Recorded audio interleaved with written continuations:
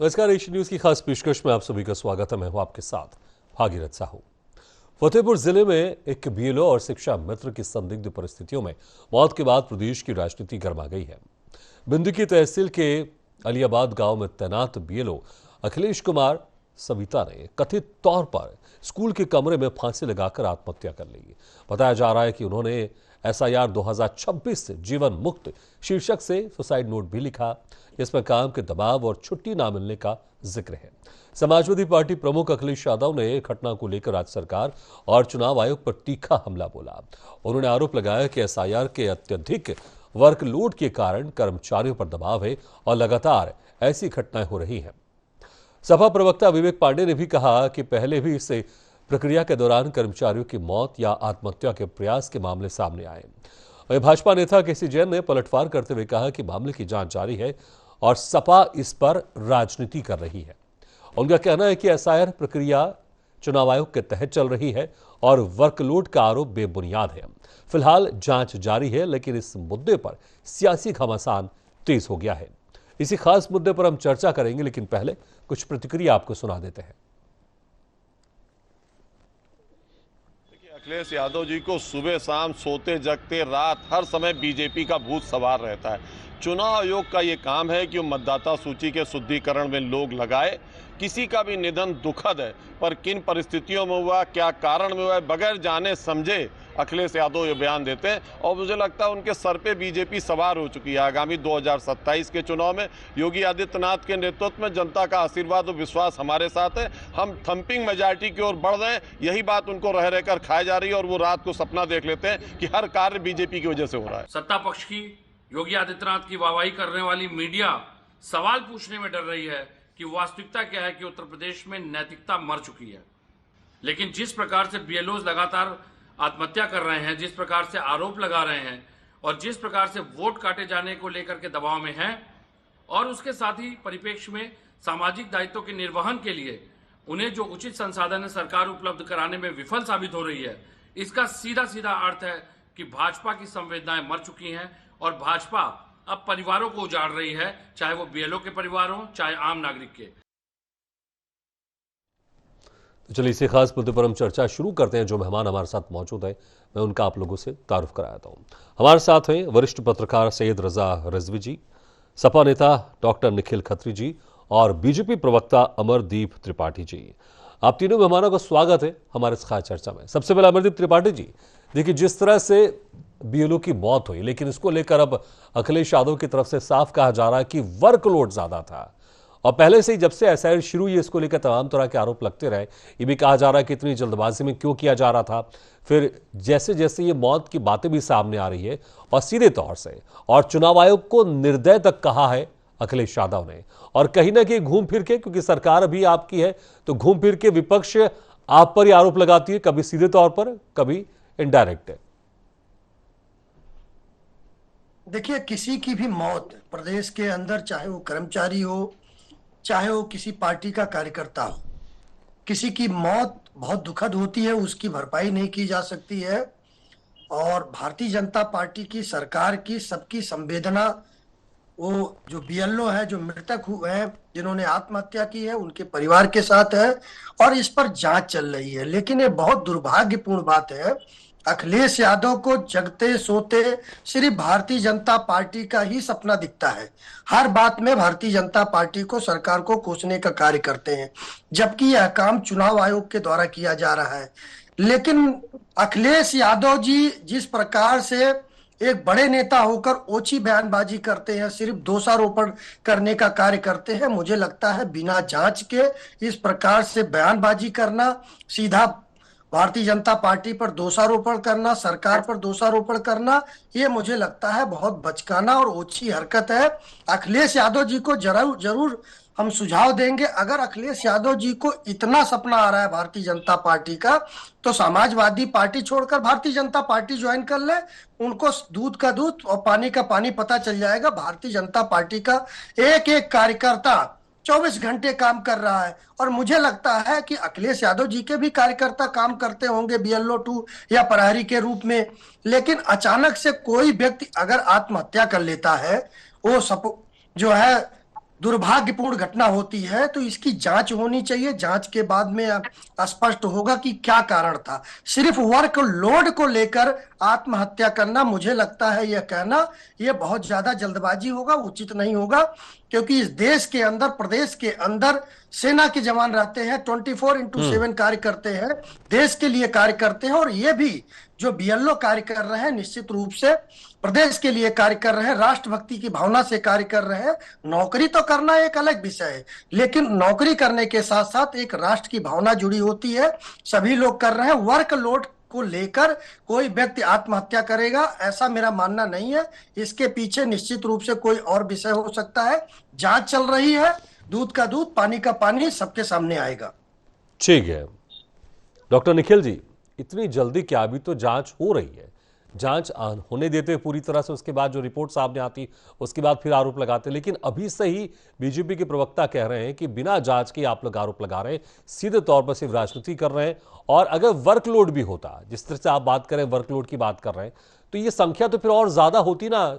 सिर्फ वर्कलोड के चलते अगर इस तरह की घटनाएं सामने आ रही है तो फिर इस संख्या में और ज्यादा इजाफा होता। अब भागीरथ जी, आप सभी को नमस्कार। सबसे पहले भागीरथ जी, मैं एक बात समझ नहीं पाता हूं। हम अगर चुनाव आयोग को कुछ कहते हैं तो भाजपा के प्रवक्ता वो चीजें अपने ऊपर ले लेते हैं। इनको लगता है कि हम उनको बोल रहे हैं। और दूसरी बात, कहीं ना कहीं भागीरथ जी, भारतीय जनता पार्टी के नेता प्रवक्ता से ज्यादा शर्मसार इस समय कोई नहीं हो सकता है। इन्होंने एक बार भी ये बात नहीं बोली है। और ये भी कैसे, क्या क्या बात कर रहे थे ये कि प्रेशराइज की, इन्हें आंकड़ों का नहीं पता है। ये ऐसे यहां पर आ गए। अभी अखिलेश कुमार जी जो हमारे फतेहपुर के थे, बिंदगी के थे, एक दिन पहले उनके लड़की की शादी थी, उसलिए उनको छुट्टी नहीं दी गई, इस मारे उन्होंने सुसाइड कर लिया। 33+ अभी तक डेथ्स हो चुकी हैं, और जिसमें 12+ अभी तक सुसाइड बीएलओ के। उस पर भारतीय जनता पार्टी कुछ नहीं बोल पाती। क्यों? क्योंकि इनकी संवेदना किसी भी परिवार के साथ नहीं है। ये अपनी खाली ओछी राजनीति करना चाहती है। और हमने अभी मुरादाबाद में अभी क्या देखा कि कैसे सर्वे सिंह ने 30 नवंबर को अपनी जान दे दी। और अगर हम फतेहपुर में आते हैं भागीरथ जी, आपके एशियन न्यूज ने भी चलाया था, वहां के जो लेखपाल सुधीर कुरील जी, 27 साल के, शादी से पहले एक दिन पहले उन्होंने आत्महत्या कर ली। क्यों कर ली? उन पर प्रेशर इतना था।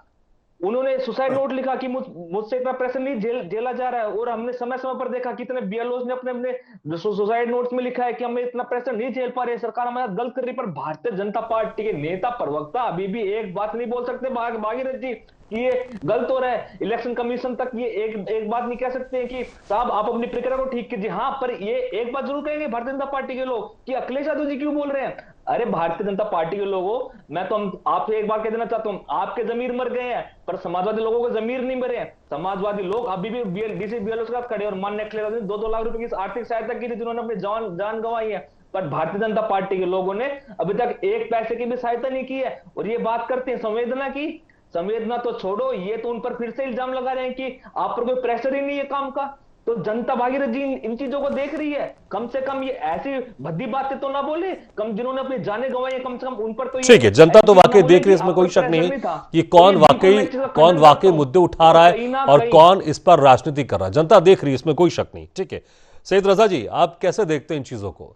जिस तरह से सपा कह रही है कि वाकई वर्कलोड है और जो ये आत्महत्याएं हुई है या फिर जो मौतें हुई हैं ये वर्कलोड के कारण हुई है, और बीजेपी इसे साफ तौर से नकार रही है कि नहीं, ये कारण नहीं हो सकते। हालांकि जांच जारी है, जांच अभी चल रही है, जांच के बाद सामने भी आएगा। लेकिन आपको क्या लगता है, क्या वाकई वर्कलोड है? क्योंकि पहले जो समय था उसको तो बदलकर आगे बढ़ा दिया गया है।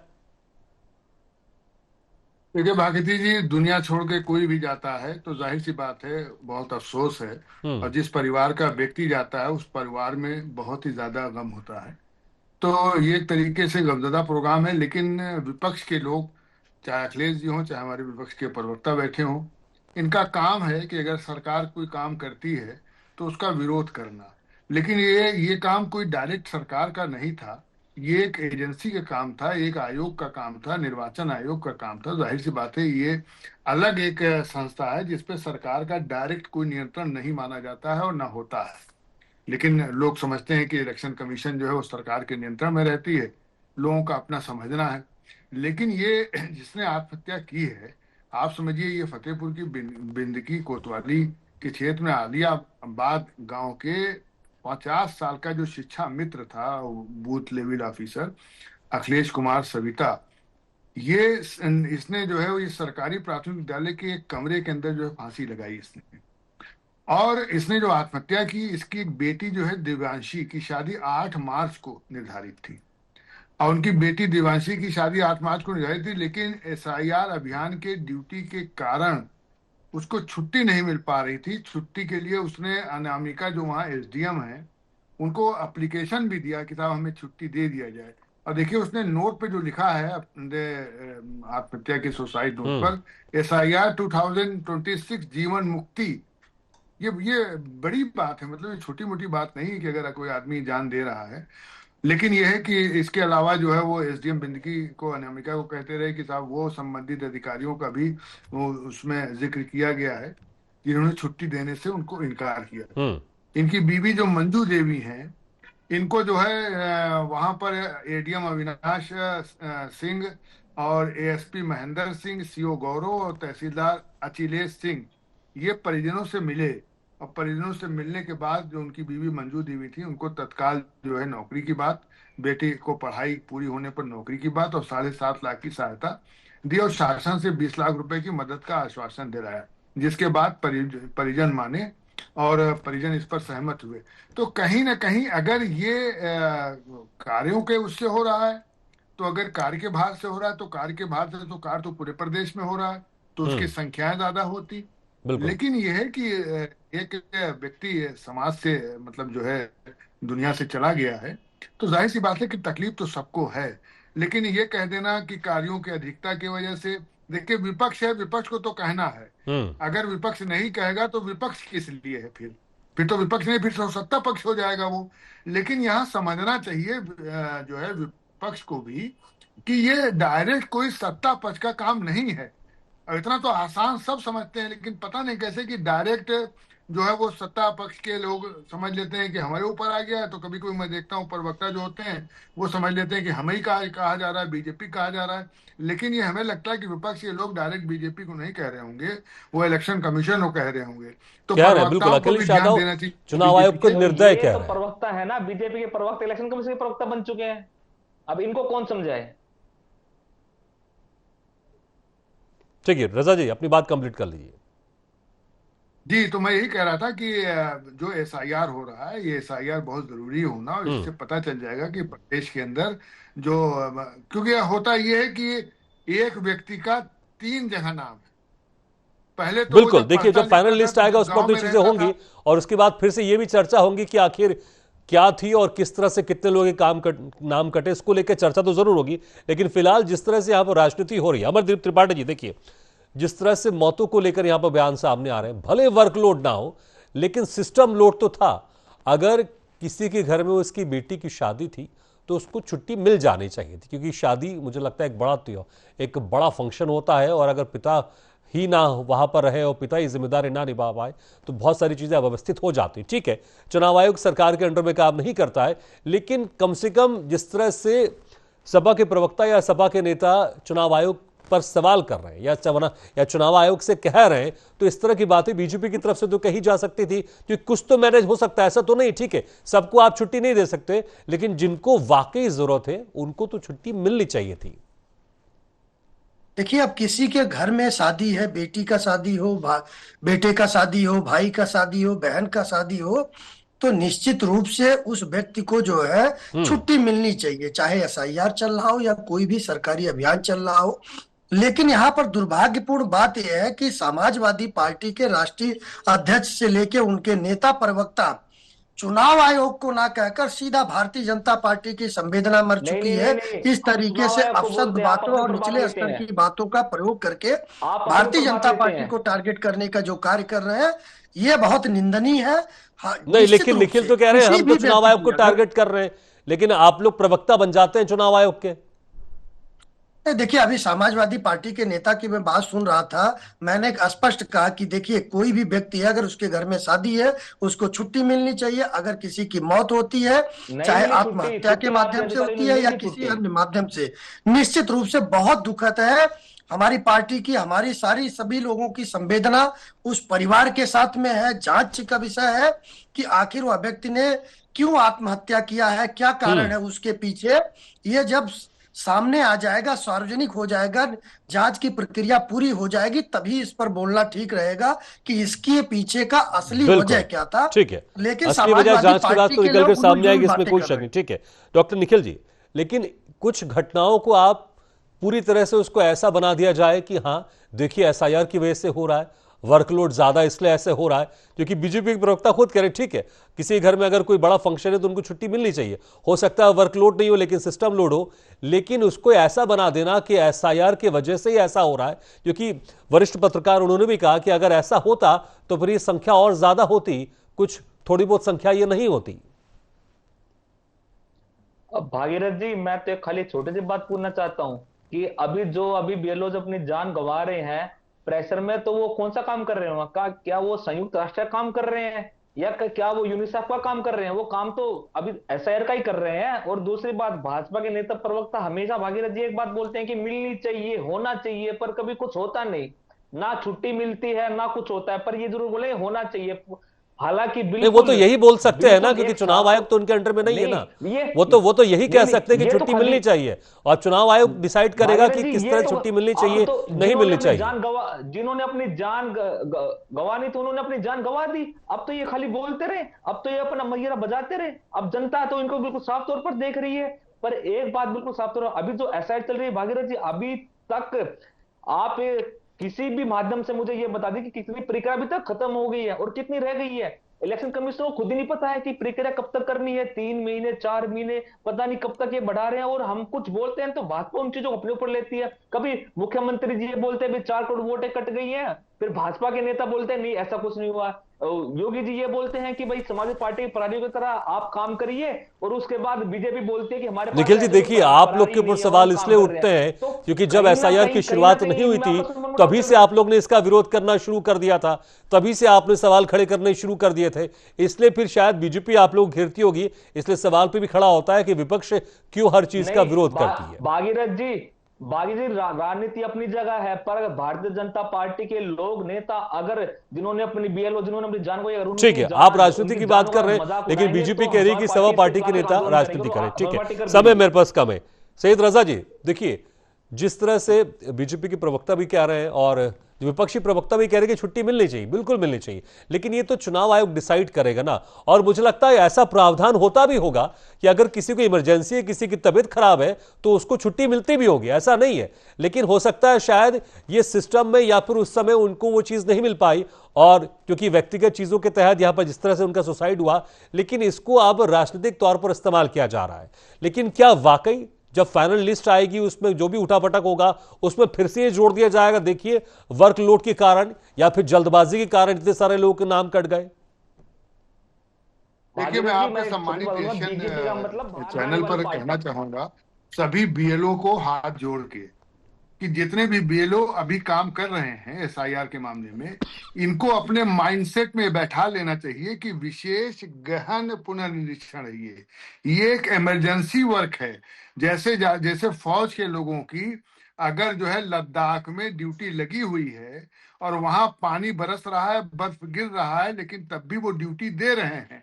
तो ये माइंडसेट करना पड़ेगा बीएलओ को कि ये इमरजेंसी वर्क है, इसमें हमें ध्यान देना है। हमें शादी के लिए छुट्टी ना मिले, लेकिन हम शाम के 5 बजे के बाद 6 बजे के बाद शादी में अटेंड कर सकते हैं। ये अगर बीएलओ अपने माइंड में ले आएंगे और वर्क प्रॉब्लम अपने दिमाग से हटाएंगे, वर्क बहुत ज्यादा वर्क बहुत ज्यादा, ये हटाएंगे, ये समझते हैं कि इमरजेंसी वर्क है, ये हमें करना है, समय में निपटाना है, तो कोई बोझ नहीं बनेगा। लेकिन ये सब बोझ लेकर के अपने माइंड में लेकर के आत्महत्या कर लेते हैं। तो बोझ कतई न लें, ये इमरजेंसी वर्क है, प्यार से करें, मोहब्बत से चलिए, करें, मुझे जो लगता है कि सामने आपने बहुत चीजें अच्छी आती समझाइश जाए भी दी है, उसको निपटाते जाएं। क्योंकि ये निरंतर चलने वाली प्रक्रिया नहीं है, ये चंद महीनों की प्रक्रिया और कुछ दिनों बाद ये प्रक्रिया खत्म भी हो जाएगी। और अगर वर्कलोड की बात की जा रही है तो वो भी खत्म हो जाएगा, लेकिन इस पर राजनीति लगातार जारी है। बहुत बहुत शुक्रिया आपसे मेहमानों का, सैयद रजा जी, डॉक्टर निखिल खत्री जी और अमरदीप त्रिपाठी जी, शुक्रिया हमारे इस खास चर्चा में शामिल होने के लिए। तो जिस तरह से मौत की खबर सामने आई, अब मौत के बाद फिर राजनीति भी शुरू हो गई।